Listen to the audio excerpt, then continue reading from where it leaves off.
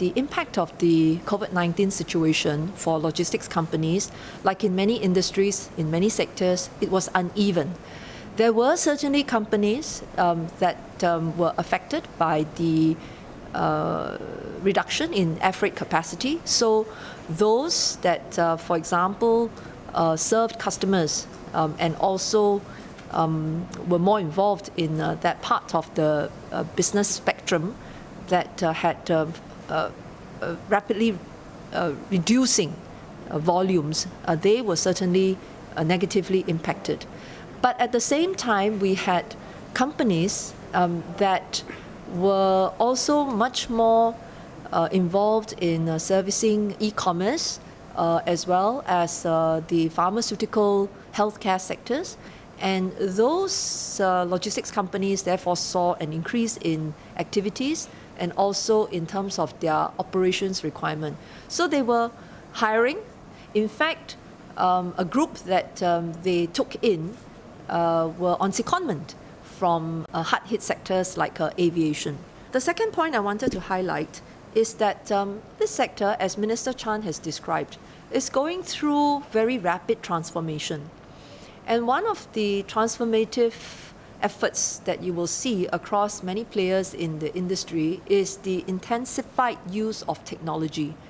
And you'll see that many of the companies, they have continued to build on their efforts from, I would say, 2-3 decades ago when they started to put in place automated storage and retrieval systems. And now you see that they are introducing even more interesting ideas such as the use of data analytics, such as the use of robotics, and also the use of artificial intelligence to try and move into a mode of operations that is even more efficient.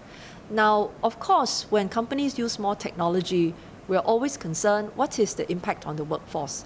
And one question I posed to Schenker was, if you compare the total staff strength that you have today and say, if you did not use all this technology, what would your staff strength have been? And my impression would be that they would have to use more people. But on the contrary, Schenker has a different perspective.